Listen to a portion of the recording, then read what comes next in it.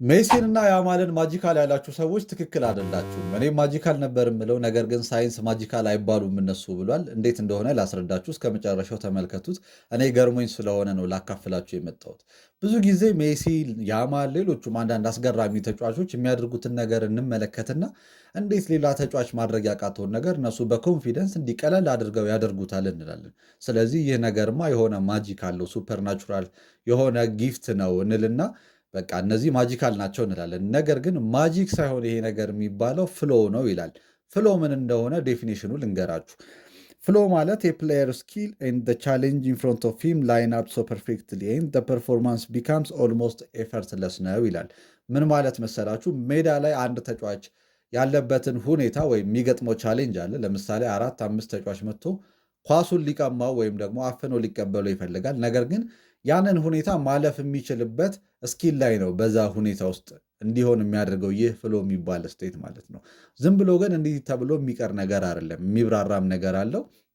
ስለ አይምሮ የቱ ፓርት አክቲቭ እንደሚሆን የቱ ደግሞ ዝቅ እንደሚል የሚናገረው ነገር አለ። እኔ ለአሁኑ ብቻ እዚህ ጋር ለማቀርበው ነገር ሁለቱን ልንገራችሁ። የመጀመሪያው የአእምሮ ክፍል በጣም አክቲቭ የሚባለው ኢንፌሪየር ፍሮንታል ጋይረስ የሚባል የአእምሮ ክፍል አለ። ይህ ቶሎ ቶሎ ጥሩ ውሳኔዎችን ለመወሰን እንድንችልና ፈጣን የሆኑ ነገሮችን ዴሊቨር ማድረግ እንድንችል የሚያደርገን ነገር ነው። ልክ ፍሎ ስቴት ላይ በሚሆኑ ሰዓት ተጫዋቾች ይህ ነገር በእጅጉ አክቲቭ ይሆናል ይላል።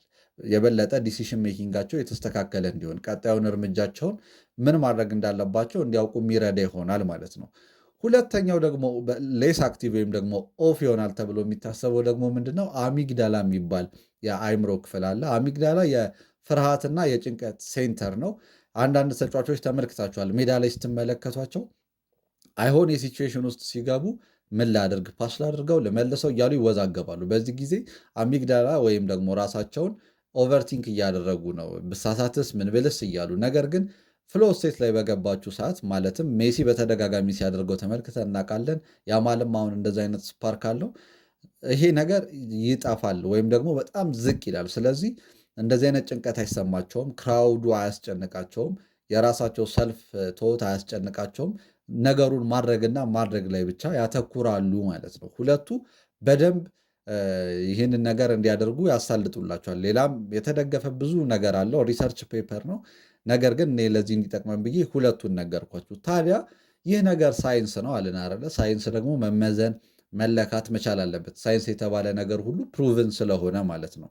ታዲያ እንዴት ነው ይህንን ነገር የሚያውቁት የሚለውን ለማወቅ ከፈለጋችሁ ኩዌስችነር አለ ወይም መጠየቅ ይሰጣል፣ እስካን ይደረጋል። ነገር ግን እግር ኳስን በተመለከተ ስትመጡ ይህንን ነገር ማድረግ አይቻልም። ምክንያቱም ተጫዋቹ ሜዳ ላይ እንደዚ አይነት ስቴት ላይ ሲሆን ኩዌስችነር ልሰጡት አትችሉም። ምስቲችን መጠይቅ ሙላት አትሉትም።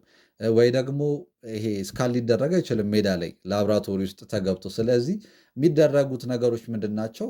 ከተጠኑት ጥናቶች ይነሱና ምን አይነት ባህሪ ያላቸው አትሪቢዩቱ ምንድን ነው እንደዚህ አይነት ተጫዋች ፍሎ ስቴት ላይ ለመባል የሚለውን ይዘረዝራሉ። የመጀመሪያው ክሊር የሆነ ጎል እንዲኖራቸው ያደርጋል። ቀጥሎ ምን ማድረግ እንዳለባቸው እያንዳንዱን ነገር ውሳኔያቸው ሲቹዌሽኑ ምን እንደሚፈልግ ተረድተው ሁሉንም ነገር በጭንቅላታቸው የመሳል አቅም ይኖራቸዋል። ኢሚዲየት ፊድባክ ይኖራቸዋል። አንዱን ተጫዋች ካለፉ በኋላ ቀጣዩ ላይ ደግሞ ምን ማድረግ እንዳለባቸው በቀላሉ ይረዳሉ። ይህንን ለማሳየት ቪዲዮ ብከትላችሁ ደስ ይለኝ ነበረ፣ ግን ቲክቶክ ስለሚከለክለኝ ነው። ምን ማለት መሰላችሁ? ከቪያሪያል ጋር ላሚን ያማል ሃትሪክ ሲሰራ ተመልክታችሁት ከሆነ ሁለተኛው ጎል ላይ ይመስለኛል የጎሉን ከመምታቱ በፊት የነካትን ተች ተመልክታችሁታል። ከቪያሪያል ተጫዋች እግር ስር ቶሎ ብሎ ኳሱን ያራቀበትን ወይም ደግሞ ከት ያደረገበት የቀነሰበትን መንገድ ስትመለከቱት ይሄ ልጅ የሆነ ማጂክ ነው እንላለን። ነገር ግን ቀድሞ አይምሮ ይህን ነገር ስላወቀ ያደረገው እንቅስቃሴ ነው። ሜሲ በተደጋጋሚ ብዙ ነገር ላይ እንደዚህ ሲያደርግ ተመልክተን እናውቃለን። ለሜሲ ቪዲዮ አልጠቅስም፣ ብዙ ጎሎቹን ሄዳችሁ ተመልከቱ።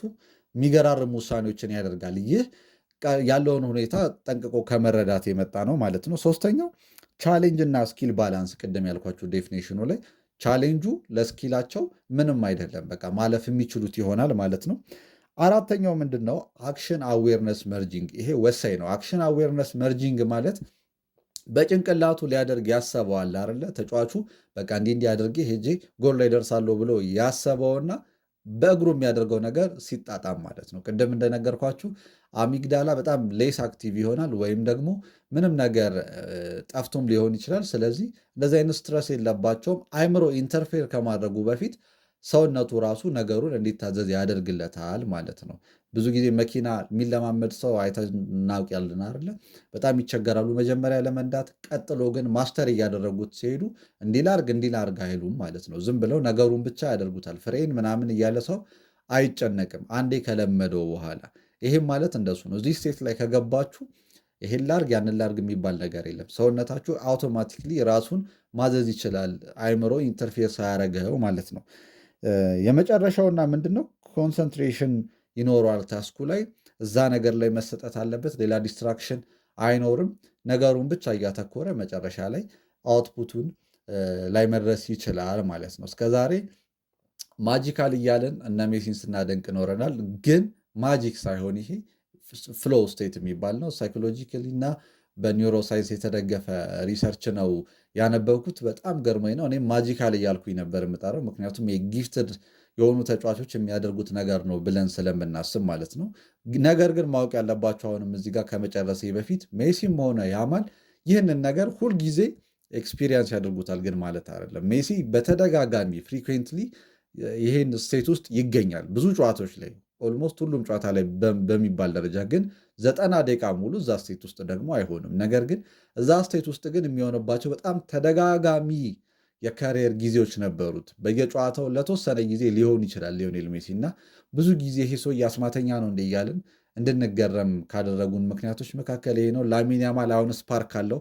ይህንን ሪሰርች ጽፎ ካቀረቡት ሰዎች ውስጥ እንደ አርቲክል የጻፈው ሰውዬ ላሚን ያማል ይህንን ነገር ኤክስፒሪየንስ እያደረገው ነው። ነገር ግን ብዙ መሄድ ይቀረዋል። እንደ ሜሲ እንደ ካሪየር ሁሉ አድርጎታል። ብዙ ጊዜ ደጋግሞት ስላደረገው ነው ከጫና ውስጥ በቀላሉ ሲወጣ የምትመለከቱት፣ ኢምፖሲብል የሚባሉትን ነገሮች ሲያደርግ የምትመለከቱት። እና እዚህ ስቴት ላይ የገቡ ተጫዋቾች ይህንን ነገር ያደርጋሉ። ብዙ ጊዜ ሰምታችሁ ከሆነ ታይም ቆሞ ነበር ለእኔ ምን እንዳደረጉ ሁሉ ግራ ይገባቸዋል ለመግለጽ።